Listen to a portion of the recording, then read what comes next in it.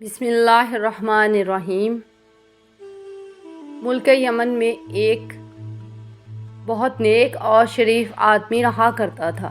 یہ آدمی ایک ماہر درزی تھا اور اس کے ہاتھوں کے سلے ہوئے کپڑوں کی شہر بھر میں دھوم تھی۔ اس کا پورا نام تو کوئی نہیں جانتا، مگر لوگ اسے علی کہا کرتے تھے۔ وہ اسی نام سے مشہور تھا۔ وہ زیادہ تر امیر خواتین کے لیے قیمتی ملبوسات سیا کرتا تھا جو بہترین سلک سے بنائے جاتے تھے۔ ان ملبوسات کے لیے وہ کپڑا بھی خود ہی خریدا کرتا تھا۔ ایک روز علی کپڑا خریدنے کے لیے بازار گیا۔ جس کپڑے کی تلاش میں وہ بازار پہنچا تھا، اس کپڑے سے اسے ایک امیر تاجر کی بیٹی کے لیے شادی کا لباس تیار کرنا تھا۔ کافی دیر گھومنے کے بعد اسے دلہن کے لباس کے لیے ایک کپڑا پسند آیا۔ اس نے وہ کپڑا خرید کر اپنی ہاتھ گاڑی میں رکھ لیا۔ یہ ہاتھ گاڑی ایک لکڑی سے بنی ٹرالی نما چیز ہوا کرتی تھی، جس میں لوگ اپنا سامان خرید کر جمع کر کے رکھ لیا کرتے تھے۔ کپڑا رکھنے کے بعد علی اپنی پسند کا کوئی دوسرا کپڑا تلاش کرنے لگا، مگر جب وہ دوسرا کپڑا خرید کر اپنی گاڑی کی جانب مڑا تو وہ اپنی جگہ سے غائب تھی۔ علی نے ہر طرف اپنی گاڑی ڈھونڈی، مگر اس کا کہیں نام و نشان نہیں تھا۔ وہ خوب چیخا چلایا، راہ چلتے لوگوں سے پوچھا، مگر کوئی اس کی گاڑی کے بارے میں کچھ نہ بتا سکا۔ چوری کی خبر پورے شہر میں پھیل گئی۔ کچھ ہی دیر بعد ہر ایک شخص اس چوری کے بارے میں باتیں کر رہا تھا۔ آخر یہ کام کس کا ہو سکتا ہے؟ علی کو اداس اور پریشان دیکھ کر اس کے چند دوست شہر کے مشہور قاضی عمر کریم کے پاس پہنچے۔ عمر کریم کے انصاف کا چرچا دور دور تک تھا۔ وہ حیرت انگیز طور پر مشکل سے مشکل مقدمے کا حل ڈھونڈ نکالتا تھا، لہٰذا اس کی ذہانت کے سبھی قائل تھے۔ عمر کریم نے علی کو عدالت میں بلایا اور اس چوری کی تفصیل سنی۔ ساری باتیں انتہائی غور سے سننے کے بعد قاضی عمر کریم نے ان تمام لوگوں کو عدالت میں پیش ہونے کا حکم دیا جو چوری کے وقت علی کے ساتھ بازار میں گھوم رہے تھے۔ ان میں بازار کے دکانداروں کے ساتھ ساتھ عام خریدار بھی شامل تھے۔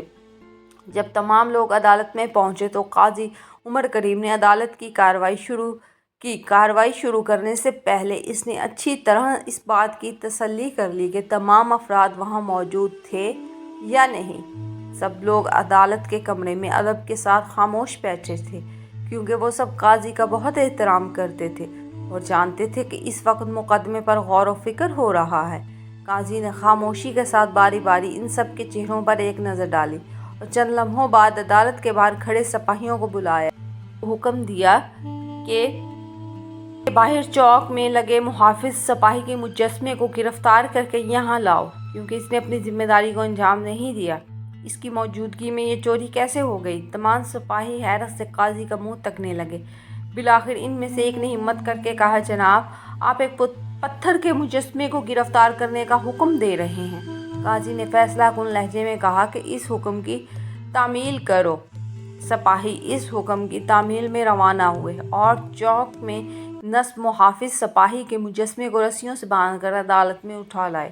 مجسمے کو رسیوں سے جکڑا دیکھ کر سب ہنسنے لگے اور ایک دوسرے سے سرگوشیاں کرنے لگے کہ شاید قاضی پاگل ہو گیا ہے۔ خود علی کی بھی بے اختیار زور سے ہنسی نکل گئی۔ اس کو ہنستا دیکھ کر دوسرے لوگ بھی ہنسنے لگے۔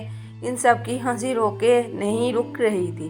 قاضی چند لمحوں تک خاموشی کے ساتھ سب کو دیکھتا رہا، پھر وہ اپنی جگہ سے کھڑا ہو گیا اور بلند آواز میں حکم دیا، خاموش! عدالت کی کارروائی شروع ہو چکی ہے۔ سب لوگوں نے قاضی کے چہرے پر چھائی سنجیدگی کو دیکھا اور پھر ایک دم خاموش ہو گئے۔ تم سب نے عدالت کی توہین کی ہے، قاضی نے غصے سے کہا، لہٰذا تم سب کو اس جرم کی پاداش میں جرمانہ ادا کرنا پڑے گا۔ تمام لوگ اپنی اپنی گردنیں جھکائے خاموش بیٹھے تھے کہ قاضی ان کے لیے ایک سزا تجویز کرے گا۔ کچھ دیر سوچنے کے بعد قاضی نے کہا، جرمانہ یہ ہے کہ تم میں سے ہر ایک کو اس وقت عدالت میں کپڑے کا ایک ٹکڑا جمع کرانا ہوگا۔ عدالت میں موجود تمام لوگوں نے سکون کی سانس لی۔ عدالت کے سپاہی ہر ایک شخص کے پاس جا کر کپڑے کا ٹکڑا وصول کرنے لگے۔ کسی نے اپنے لباس کو پھاڑ کر دیا تو کسی نے اپنے رومال جرمانے میں پیش کر دیے۔ علی غور سے ان تمام کارروائی کا جائزہ لے رہا تھا، لیکن اس کی سمجھ میں کچھ نہیں آ رہا تھا کہ یہ سب کیا ہو رہا ہے۔ مگر پھر اچانک ہی وہ چلایا، یہ میرا کپڑا ہے۔ اس کی نظریں ایک شخص کے ہاتھ میں دبے ہوئے سلک کے ایک ٹکڑے پر جمی ہوئی تھی جسے وہ سپاہی کو پیش کرنے جا رہا تھا۔ وہ اسی کپڑے کا ٹکڑا تھا جو میرے پاس سے چوری ہوا تھا، علی نے کہا۔ دکاندار نے مجھے بتایا ہے کہ اس ڈیزائن کا کپڑا کہیں اور نہیں ملے گا کیونکہ اس کا ایک دوست چین سے یہ ایک ہی سوٹ کا کپڑا لے کر آیا تھا۔ اس کا مطلب یہ ہے کہ ہم نے چور کو تلاش کر لیا ہے، اب تمہیں اس چوری کی سزا دی جائے گی۔ قاضی چور سے مخاطب ہوا اور اس محافظ مجسمے کو اس کی جگہ واپس پہنچا دیا جائے تاکہ وہ تم جیسے مجرموں کو پکڑنے میں ہماری مدد کرے۔